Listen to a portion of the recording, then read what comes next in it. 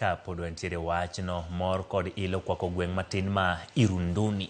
Kamano nyuolo jalup jatend piny mogwel Kithure Kindiki bang' doho mamalo wito oko bura mane kume kata geng'one chamo muma. Mine kod dene wuok oko ka gigoyo bul kendo wero wende mag nyiso mor margi ni wuodgi chiegni bedo jalup jatend piny Kenya mar adek e bwo katiba mar higa mag 2010. Jotelo mag siasa odhi kuonde tudruok manyasani mar X mar nyiso mor margi kendo puoyo ngire Kithure Kindiki e wi welo mare. Mana kaka e gweng' matin ma Bethlehem ne obedo kod nyadhi kuom nyuolo jawar, gweng' matin ma Irunduni e kaunti ma Tharaka Nithi bende ne obedo kod mor kod nyadhi kuom golo jalup jatend piny ma owal Profesa Abraham Kithure Kindiki. Ng'eto mar joyal buche adek mag doho mamalo Justice Eric Ogolla, Anthony Mrima kod Frida Mugambi mar wito oko bura mane ochungo Kindiki kuom chamo muma oweyo Irunduni kamane onyuole Profesa Kindiki kod mor mogundho. Deye mine kod jodongo owuok oko mar goyo sigalagala kaachiel kod bul ka giwero wende mag nyadhi.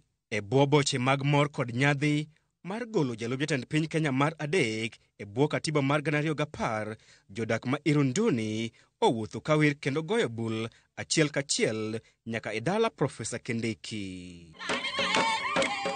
Jodak ma Irunduni ni kod geno mathoth e wi gwelo mar wuodgi e kom maduong' makamano.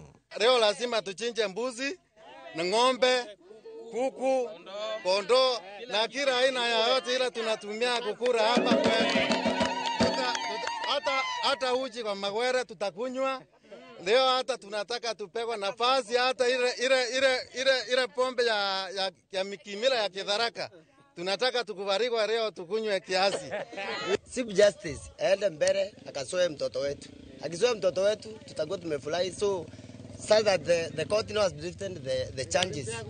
Tumefurahi sana. Kithure Kindiki amenimotivate kwamba hakuna mtu hawezi tokea hata kama unafanya kazi zako.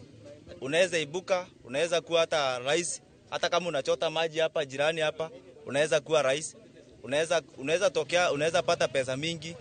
Borake tukiwa na Mungu. Embui matu drok mar X, jotelo orwako ng'eto makamano kendo chako oro ote mag puoyo Kindiki. Jaod bura ma Kibwezi West Mwenge Mutuse mane opedho paro mar golo oko Gachagua e apisi onyiso mor mare ka owacho ni ng'eto makamano opuodho od bura kuom thicho oko Rigathi Gachagua. Jatend migawo mar alwora Aden Bare Duale bende okodong' chien bang' puoyo Kindiki e wi welo mare. E kaunti ma Kirinyaga, billboard maduong' mar puoyo gwelo mar Kindiki oket e geng apaya.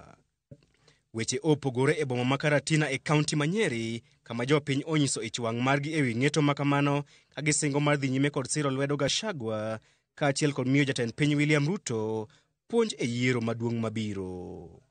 So we are not contented with the decision of the court. Na tunataka justice, tunaweza taka hadi Rigathi aende kwa higher court. Rigathi hana ubaguzi. Tunamjua amekaa na Moi akiwa dio. Na alikuwa ni Mkikuyu. Na alikuwa anafanya kazi na Moi. Na alikuwa dio. Hakuwa na ubaguzi. Wale walikuwa wanapelekea kesi ya udio. Alikuwa anafanya, anatua yote na anasimama na kila mmoja. Kwa hivyo tulikuwa na hasira sana. Tutavumilia hivyo mpaka 2027. Yeah. Hivyo umefanya, Kindiki ni wetu hata sisi pia, na tutavumilia. Na huyo Kindiki atakuwa nyuma ya Gachagua 2027. Ng'eto makamano koro yawo yo ne chenro mar Profesa Kindiki chamo muma kendo kawo kar Rigathi Gachagua. Chris Owino, Ramogi TV, Nairobi.